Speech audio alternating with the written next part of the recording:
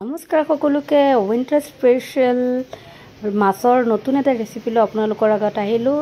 আজি বনাম পালেং শাক বিলাহীৰ সৈতে ৰৌ মাছৰ জোল। তাৰ কাৰণে পালেং শাকখিনি ভালদৰে ধুই ল'লোঁ আৰু সৰু সৰুকৈ কাটি ল'লোঁ। দুটা বিলাহীও কাটি ল'ম আৰু মছলাৰ কাৰণে লাগিব নহৰু কেইফুটামান আৰু পিঁয়াজ আৰু দুটা আলু মই কাটি ল'ম পালেং শাকৰ লগত। আৰু মাছৰ কাৰণে অনলাইন অৰ্ডাৰ কৰিছিলোঁ জিপটোৰ পৰা ৰিলিজৰ ৰৌ মাছ।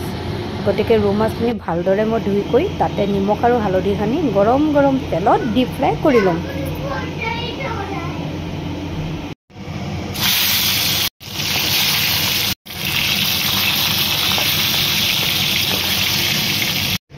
তাৰ পিছত এখন কেৰাহীত তেল গৰম কৰি তাত গোটা জিৰা পিঁয়াজ আৰু কেইফুটামান নহৰু দি ভালদৰে ব্ৰাউন হোৱালৈকে ভাজি ল'ম আৰু তাত কাটিলোঁ আলু কেইপিচ দি 5-10 মিনিট কাৰণে ভাজিম আৰু তাৰপিছতে ওপৰত ঢালি দিম পালেং শাকখিনি আৰু পালেং শাকখিনিৰ লগতে মই কাটি লোৱা বিলাহী দুটা ঢালি দিম আৰু ভালদৰে পমি যোৱালৈকে ভাজি থাকিম।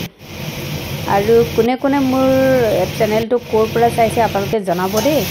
আৰু ইয়াতে সোৱাদ অনুযায়ী নিমখ লাল মিৰ্চ পাউডাৰ আৰু অকণমান ধনিয়া গুড়া দি অকণমান হালধি দি ভালদৰে ভাজি ল'ম আৰু ভাজি তাত পানী ঢালি দিম আৰু উতল অহাৰ পিছত আৰু কি একদম ভাজি লোৱা ডিপ ফ্ৰাই কৰি থোৱা মাছ কেইপিচ দিম আৰু ঢাকনা মাৰি কমচে কম 5-10 মিনিট কাৰণে উতলিবলৈ দিম।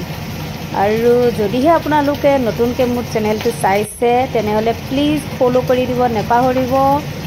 আৰু মোৰ যিসকল ছাবস্ক্ৰাইবাৰ আছে যিসকল ফলোৱাৰ্ছ আছে তেওঁলোকে প্লিজ মোৰ ৰেচিপি মোৰ ভিডিঅ'টো লাইক শ্বেয়াৰ এণ্ড কমেণ্ট কৰি দিবলৈ নাপাহৰিব।